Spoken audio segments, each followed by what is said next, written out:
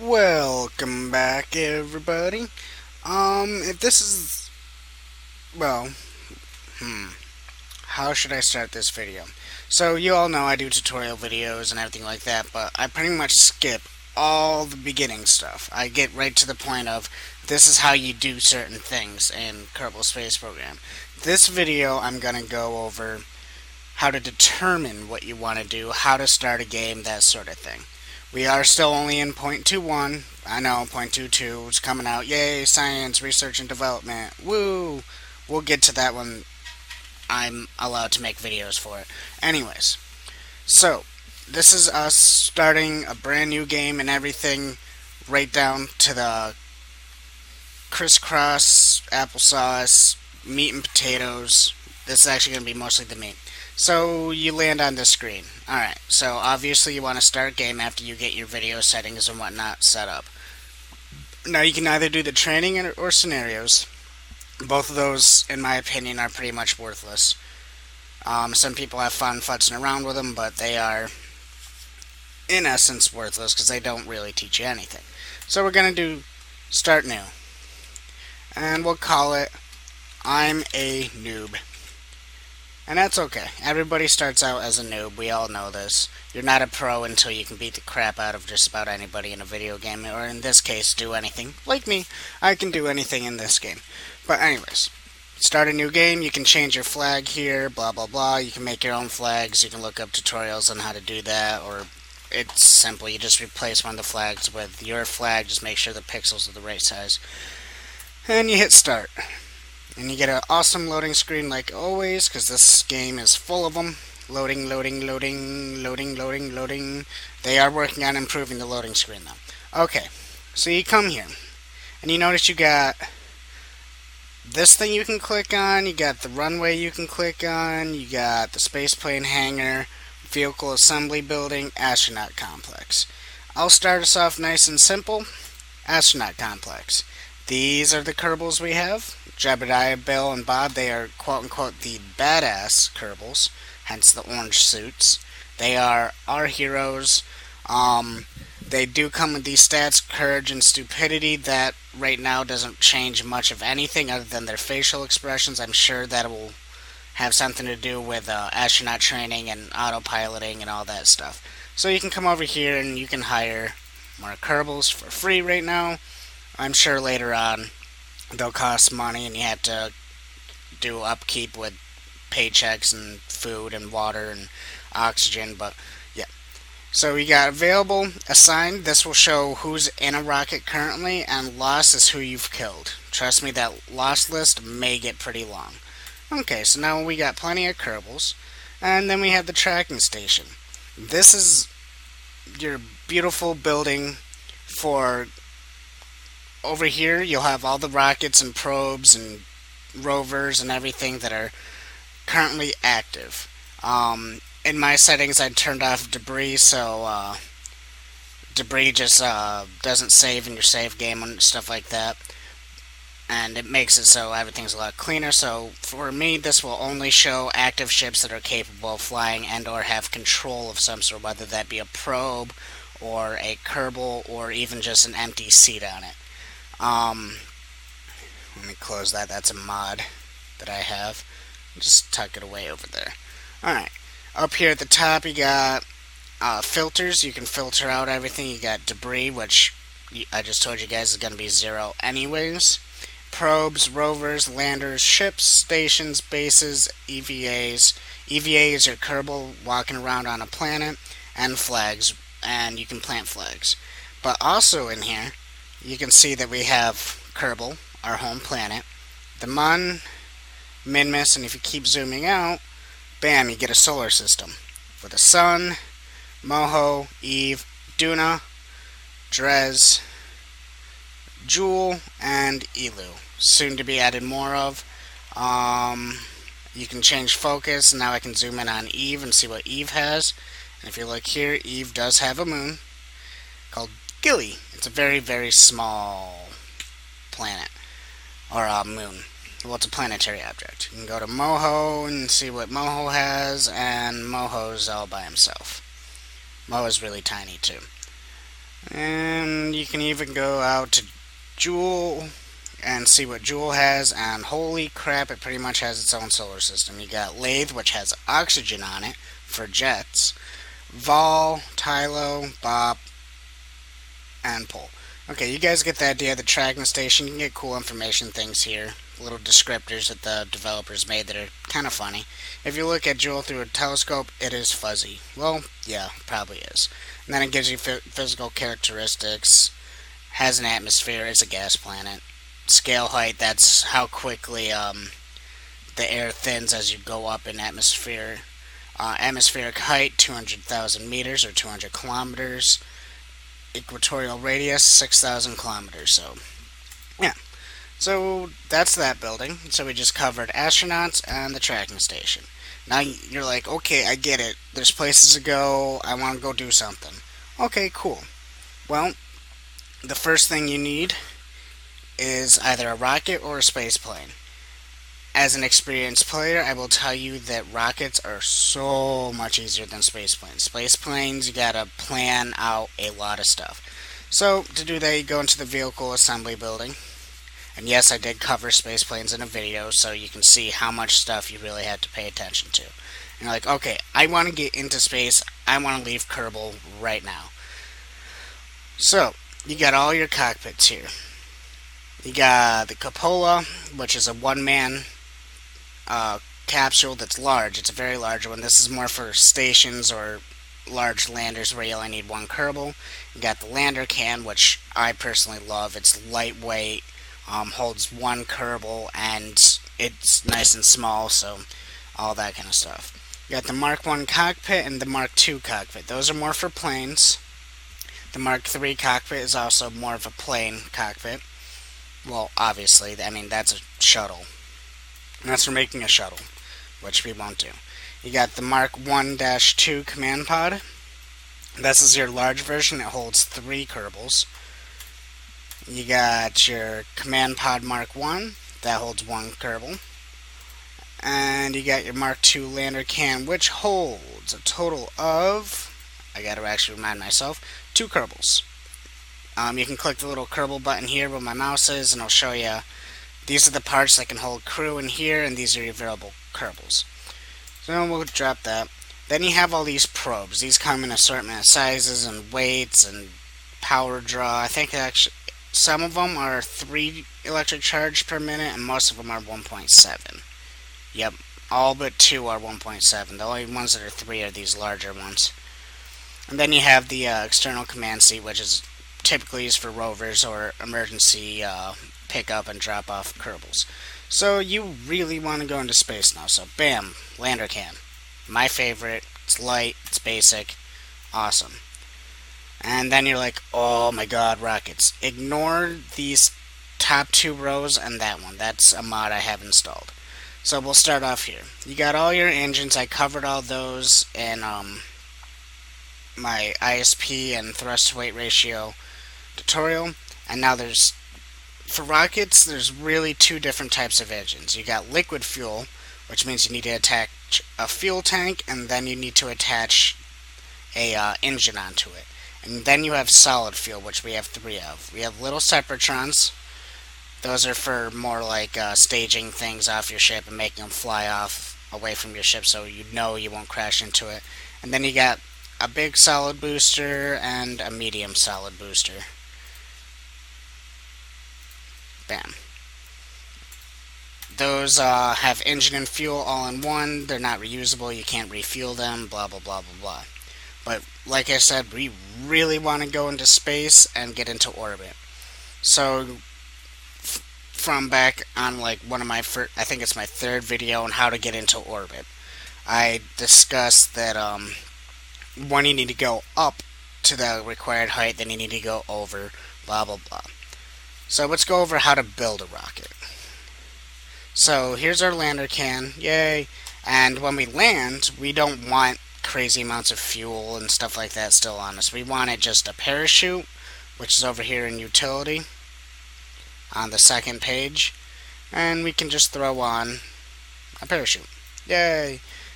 That's pretty much what we want to land with if we're coming back down to Kerbal, because landing legs don't help much, but if we're doing other planets, we can even do that. Your symmetry mode, let me reset it. Times 1, you're gonna only build 1. Then you can click times 2, and it builds 2 opposite of each other. Times 3 does 3, 4, 4. You get the idea. And then you have angle snap. With that turned off, it won't snap to a position. It lets you put it exactly where you want it. With angle snap, it gives you eighth, I think. Yeah, it takes the circle, the quote unquote circle that is the object, and cuts into eighths or sixteenths, I forget, and lets you pop them evenly like that, so you can go like that. Okay, cool. So we can land now. We got a parachute. I showed you guys the symmetry and the angle snap. Now, to separate off the lower stages, well, we need separatrons.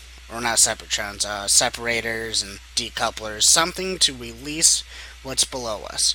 So, I love to use the stack separator because it uses small explosives to push off whatever's below it. You got the three sizes. You got tiny for tiny little probes, you got massive for really big rockets, and you have the one that fits our rocket. It's the middle one. Okay? So that will release whatever's below us off of us. Well, when we're going into orbit, you want some fuel and an engine.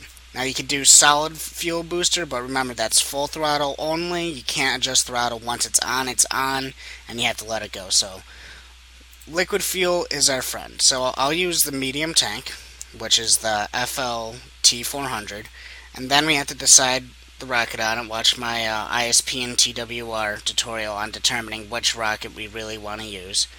I'm personally going to use right now. See which one has gimbaling, which doesn't. I forgot where to look. Here we go. That one. That one does not have gimbaling. We can get gimbaling from the pod. Okay, now if you look in the bottom right, we're starting to see some stuff going on here. These are your stages. To stage, you hit space and it will activate the bottommost one. So right now, if we were to go on the launch pad and I hit space, this is a little picture of an engine. That thing right there. So me hitting space will turn that engine on, and then shift and control to adjust throttle. And then if I hit space again, the separator goes off, which means it'll dump the fuel and the rocket straight off. Then if I hit space again, if you've been following along, the next thing to happen is the parachute deploys. That's a picture of a parachute. Okay, so now we got staging, which is space. Spacebar is how you stage. Cool. We got that all under control. So now we want to add another quote-unquote stage. So we put on the ring, and you'll see it automatically does that for us. It covers up the engine, and you'll see that it automatically put it in a stage for us. It just uses basic game logic to figure out where on here it goes. So sometimes it does get screwed up if you're making complex rockets. So now we need to get up to space, so I'm going to throw on that, and you can stack fuel. See, 2 fuel tanks are stackable. But if I put it on the side like this, that is not stackable. The fuel from the outer tanks will not go into the center tank like that. To be able to do that, you take this external fuel duct, attach it to the first tank, and then you attach it where you want the fuel to go. So that's going from the outside to the inside, but we don't need that for this. Now we need an engine. So we do that once again, and I'm just gonna decide here based off of maths and all that fun stuff, and I'll use the same engine, why not? And there we go. That is our rocket. You check the staging, you hold your mouse over this one and you see that, okay, when I hit space, boom, that rocket goes. Cool. When it's out of fuel, I'm going to hit space again. That's going to go awesome. Hit space again and it'll turn on that engine, which right now is covered by the fairings, but those will come off when you hit space on this stage. And then you hit space for landing and boom, you got that, then your parachute. Okay, cool, but now you're looking at this going, wow, how is that supposed to stand on the runway? Well, that's easy. Come over here to structural, and you put your stability enhancer on there. What this does is it hangs on to your rocket. Remember, I hit X to change that symmetry mode and everything. But you just snap it on there like that. And if you look, that time it went into a weird spot because of where we attached it. So to move it, you click on it. Actually, let me show like this. See how there's a little number 2 in there? If it's numbered, these ones that aren't numbered, you can see I can click and drag, no problem. If it's numbered, you have to left click it once, then click and drag. I like to separate those at the same time I'm turning on the engine. Just before you do that, make sure you have full throttle. Alright, so that's that.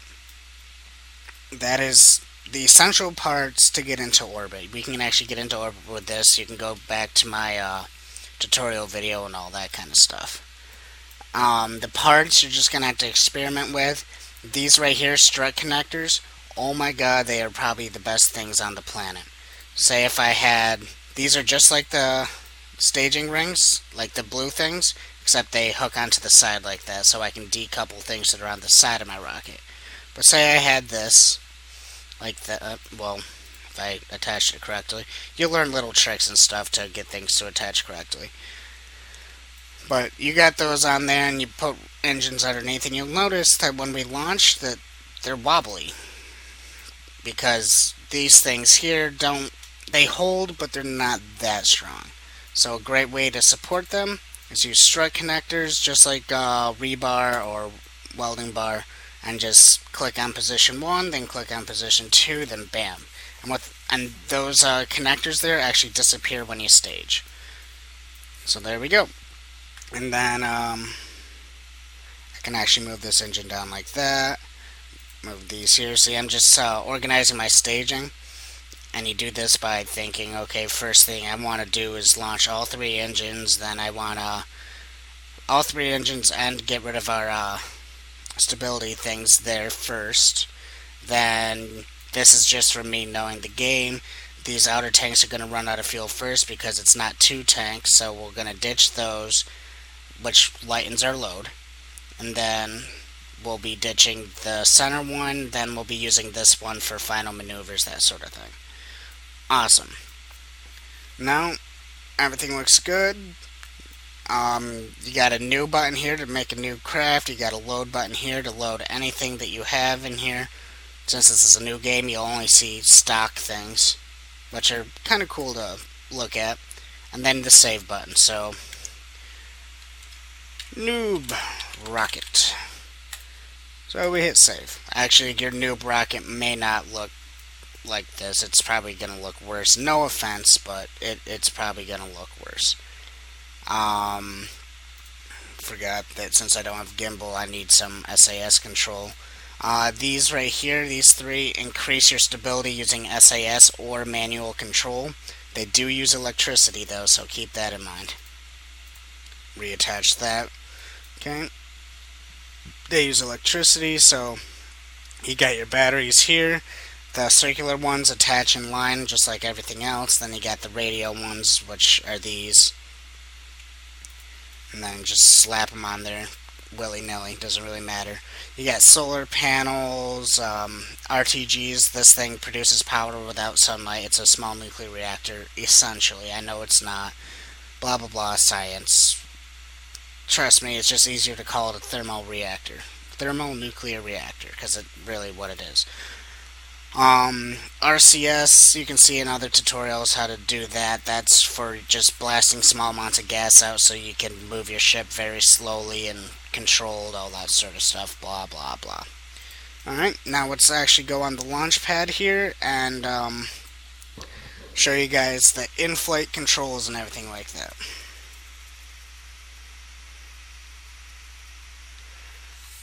Let the game load. It's loading. Nice and slow, like always.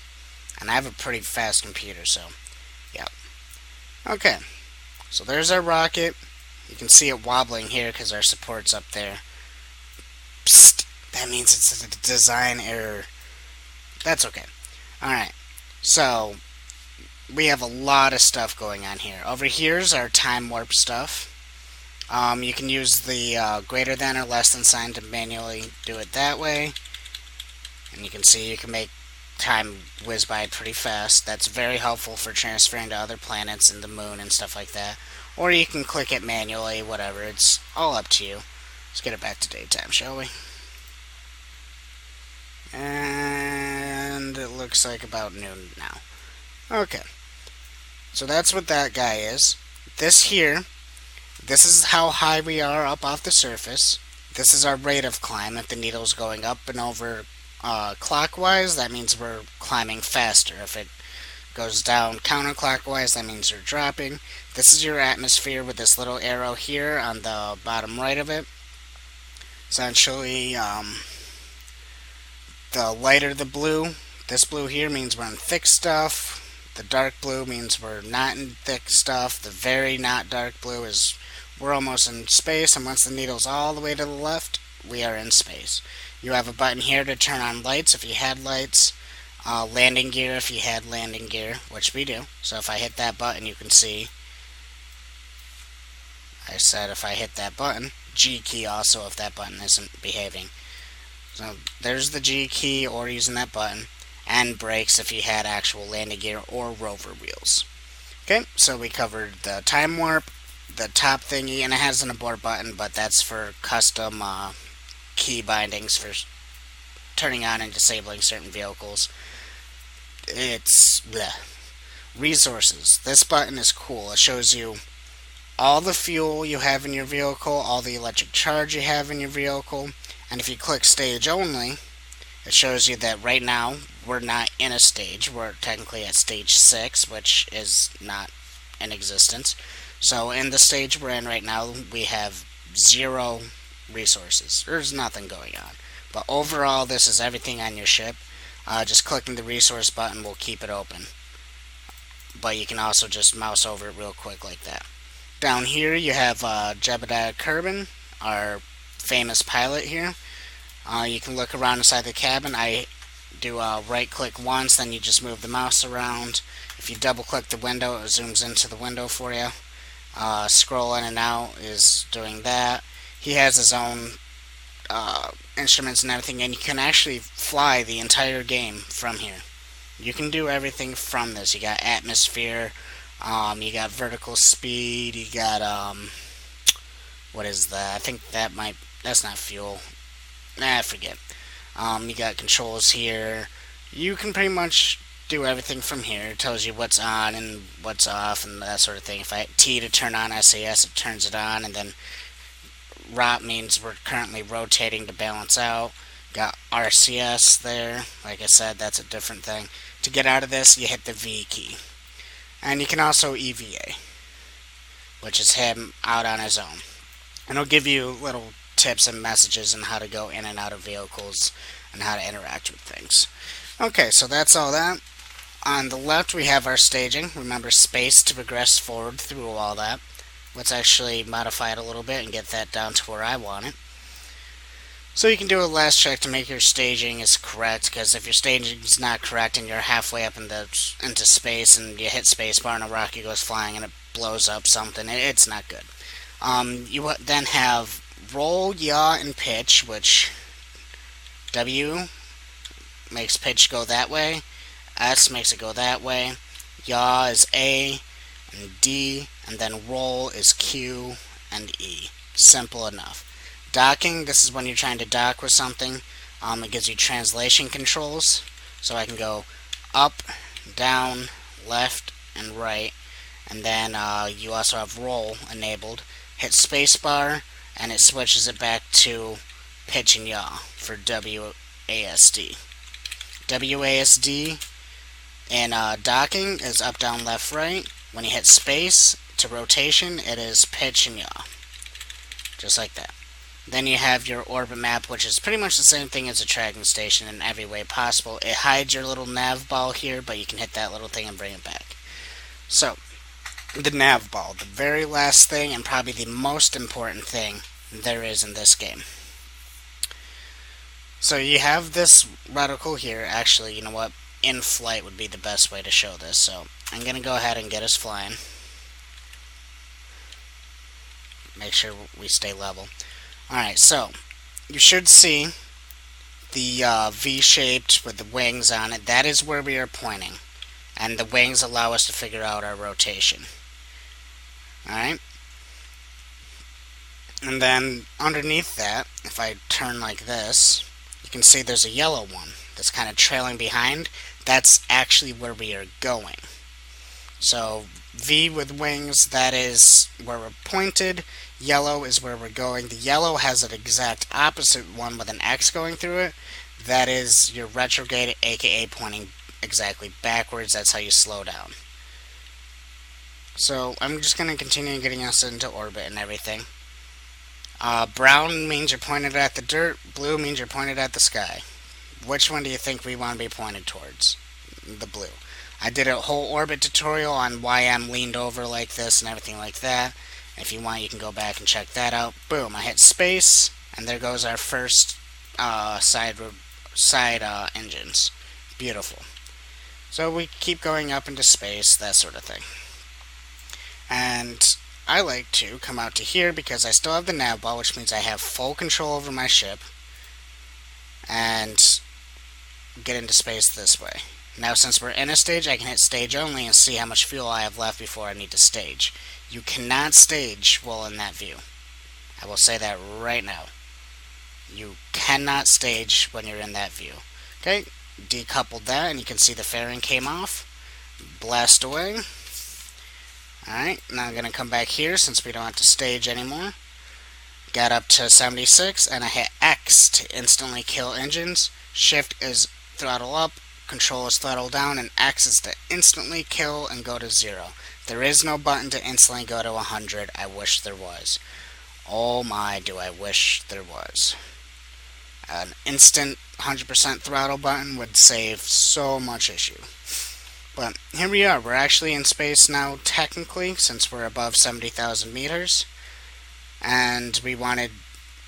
let's just go into orbit just because I'm nice like that and show you guys that this design can actually get us to orbit. So now, to go faster, this is the direction we're going and we want to go faster, so you point at the yellow, and then I'm going to pull it up a little bit. Actually, a lot of it since we're dropping. Now, this design should get us into space. I did do things that were not very fuel efficient, but hey, what are you going to do? Sue me? You can sue me. Don't really care. And there we go. We're in space. Actually, very in space. 174 kilometers on that side and 74 kilometers on this side. So, we're in space. Yay! Look at us go. Now you're probably wondering, well, what's the easiest way to go to space? Well, the fastest way is to point straight down at the dirt, like this. And a little bit backwards. But actually, the most efficient way is just to point completely backwards. And then, if you're pointing at the dirt, it doesn't matter where in orbit you are. Just point at the dirt and you'll go there. For the efficiency, if you're going to do the I'm going to slow down thing, do it from your higher point, your apoapsis. So you go up to the apoapsis with time warp.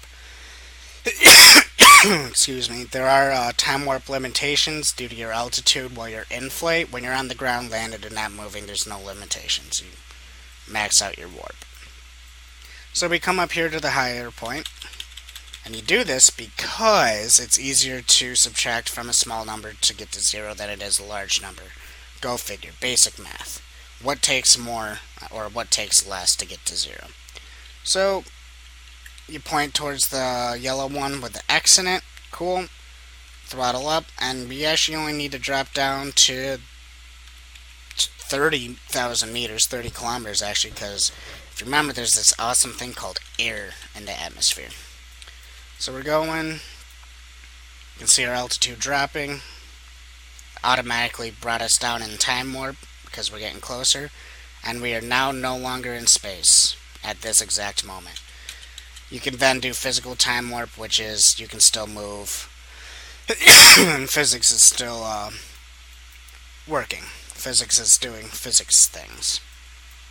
Now I'm going to check the map here to see where we're going to land, and it actually looks like I did this really well. and we may even land back near the Space Center. I'm going to adjust and everything, of course, to make sure that that's what happens. And be doing these adjustments I've taught in other videos and stuff like that. It is complex in a way, but at the same time, you can figure it out on your own pretty easily. I need to go up higher. Okay. I don't think we're going to land back at the Space Center. You can see our predicted landing spot is the Space Center's that little deserty blup right there. And we're going to land short of it, and it looks like we're actually going to land in the mountains. But right over these mountains is the Space Center. Okay, I'm going to turn off stage only. Okay, and you can get re-entry effects, all that fun stuff. Yay! Alright, now let's drop the extra weight. Put out our landing gear. Bam. Everything's speeded up right now because I'm at ×4 acceleration, just to get the video along. We're going to wait until we're about 150 meters a second before we deploy our parachute. There's our fuel and engine right there that are going to blow up over there. Alright. I'm gambling right now on our speed, so I'm going to go ahead and throw that out there. It starts out like that, and once we hit 500 meters from the surface, it'll fully deploy. So, at 14 above sea level, it deployed, which means the surface is actually 900 meters up. We can go back to ×4 speed now to bring us back down, which is always going to take a while. There's our shadow. A lot of people actually use the shadow to help with landings too, because you can see the shadow start off in the distance and slowly come underneath your ship. It's a good way to judge how high the hills are if you can't use a parachute on places without an atmosphere. So there we go. That is how you play Kerbal Space Program for the first time. I think I covered just about everything you'll need to know. I think. Don't quote me on that. But I'm pretty sure I covered everything that is at least needed to get you experimenting on your own and figuring it out from here. Until next time, you guys have been great. You guys can always catch me in the Kerbal Space Program chat on Steam. I will be more than happy to help you with any questions you have, and there's also other people in there that I talk to quite often that will be more than of help in any of your space quests or rocket designs. Until then, you guys have been great, and you all have a great one.